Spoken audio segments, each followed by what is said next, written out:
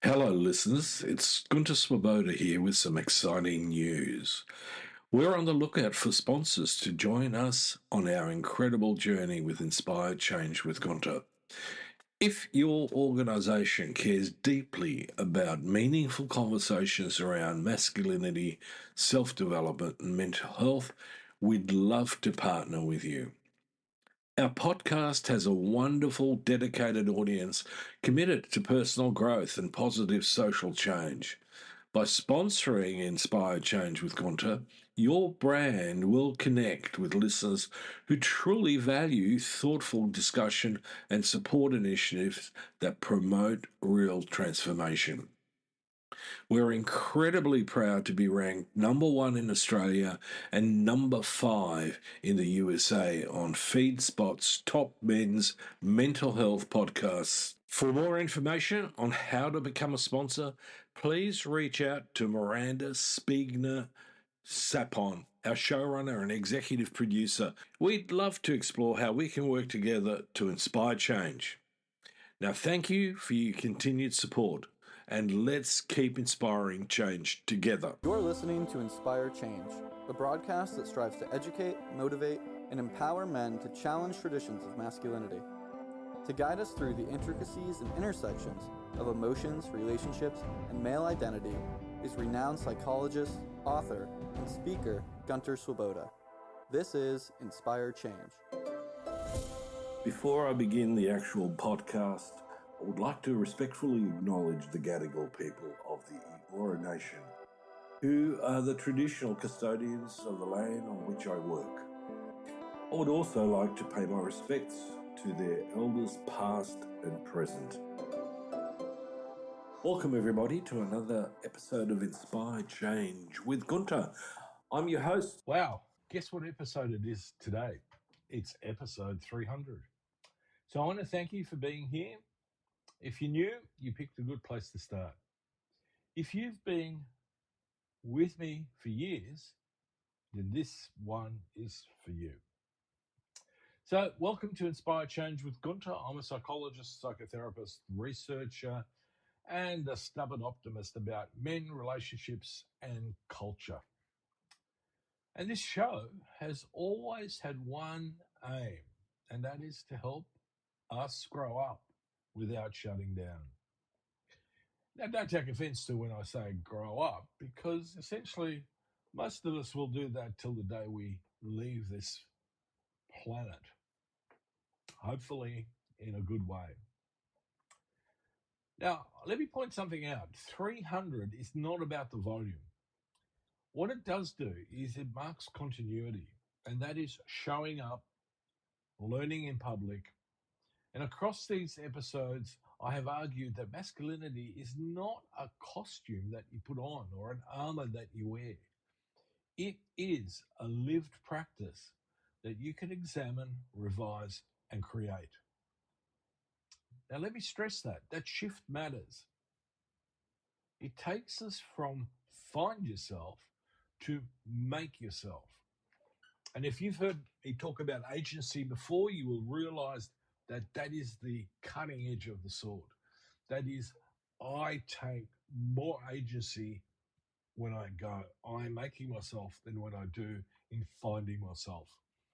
You know, the problem with finding yourself, it's often related to luck. But it's also possibly an illusion because you're already there. At least all the parts of you. So let's think about how you can put them together. So here are some of the lessons that I try to impart, both in therapy but also just in general, okay? So one of the things that I, as a psychotherapist, learned relatively early on was that a lot of change begins in the body before it shows up in language. Now, this lesson was really imparted to me when I started working with complex PTSD.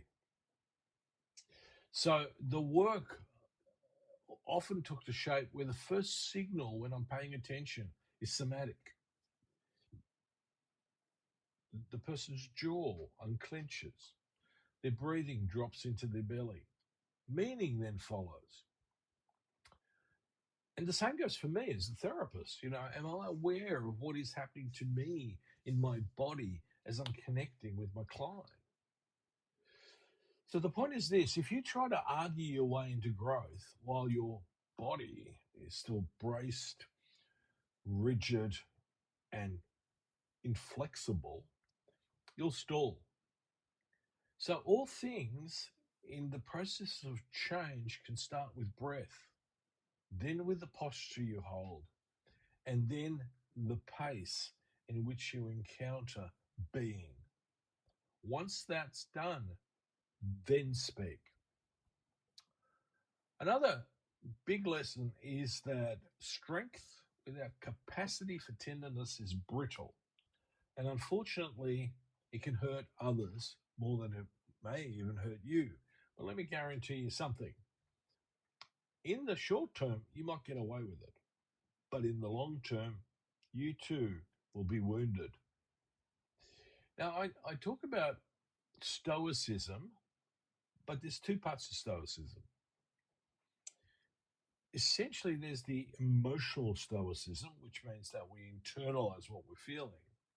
But then there's the intellectual stoicism, which I bring to my attitude to living. Now, in that space, stoicism can both connect you, but it more importantly can steady you. Life is going to throw you some serious curveballs. It's how you encounter those. So, men tend to thrive when strength and tenderness learn to share the room. This is not an either or. And those of you who've heard me speak about the and also, this is what it is. It's both, and it's by design. So an aspect that I often confront with my clients is the issue of shame. Now, I've probably spoken about this before in other podcasts, but guilt is when I've done something wrong. Shame is when I embody that I am bad or broken. Now, one small antidote to that is, in fact, curiosity. And if I think about it, shame is quick. Most of us have a very immediate reaction, although some of us don't recognize it. But I can tell you for a fact that curiosity is faster if you train with it. The problem with shame is that it shuts down any complexity. But curiosity, when I invoke it, reopens it. So when you feel the spike, name it out aloud. I'm tense. I want to pull away. Then move on to the real question. What is it that I'm protecting right now? And curiosity is the thing then that moves the needle. Another important factor in all of this is that none of us can escape our socialization. Right from the word conception, my environment begins to shape me as an organism, as a being, right? And so as my gestation goes on, I'm enveloped in this sack of fluid, which actually transmits noise quite well. Anyone who spends a bit of time swimming, diving, snorkeling knows how well a fluid carries sound, right? So you got to keep that in mind, is that this is a continuous process. Our socialization, the connection we have in our social landscape shape us, especially around attachment. I speak a lot about attachment because many of us suffer attachment traumas. Okay. Now there's in my sort of theoretical framework, there are often three cultural landscapes. And I'll talk about those in my writing now: C1, C2, C3. So C1 is the culture I'm swimming in. C2 is what my profession or my professional role or ethics expects of me. And C3 is the life worlds from which I've come and still inhabit. Now, this is the really important bit about all of that. In order to grow and in order to act on that agency we talked about earlier on, you need to own all three in order to influence what you can in each.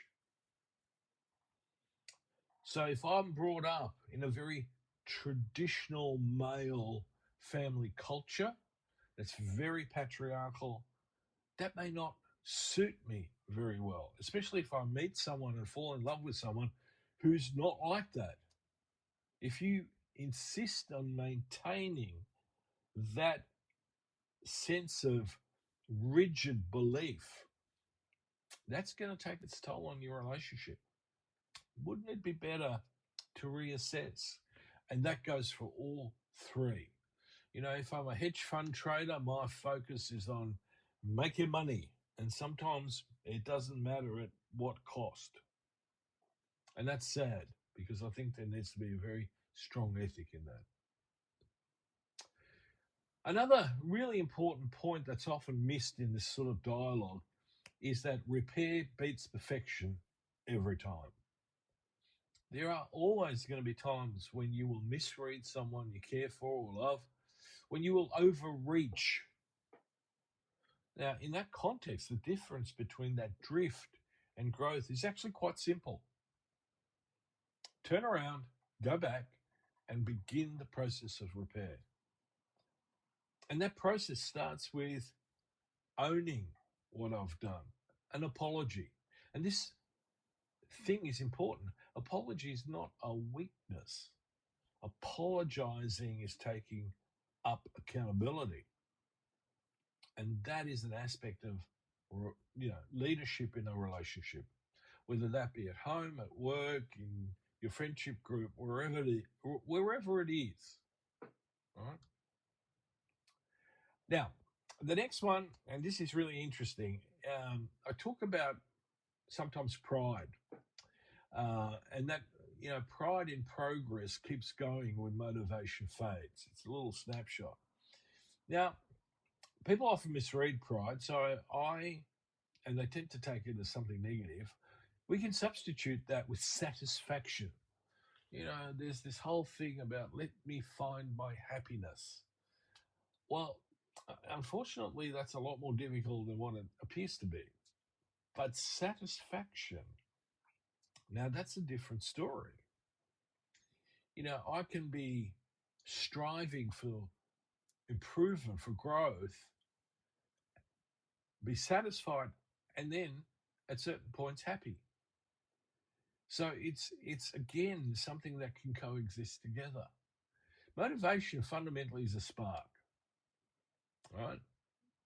It's like at the start of a game. I'm pumped up. I'm ready to go onto the pitch, and there I am. And we're either doing well or not, right? But in any case, the moment something negative happens, my motivation starts to dwindle. The spark begins to go out. Satisfaction is a steady burn. Take a look at your achievements that matter. The conversation you had, the boundary you set, the hour you slept instead of scrolling. You got to remember that small stones build the path. And so that brings me to another really important point.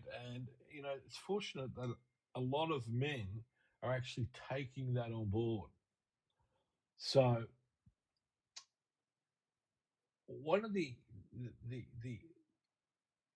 critical issues that we as men often face is the fact that we often allow us to fall into loneliness and isolation, right? But we need to remember that we as men change faster in company than when we're alone.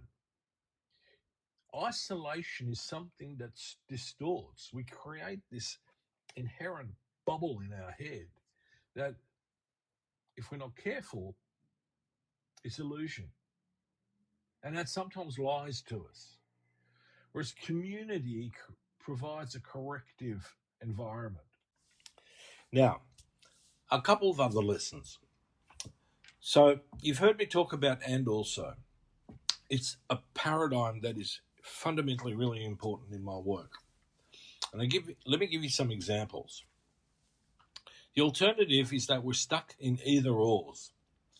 And that creates that sort of binary idea, good versus bad, up versus down.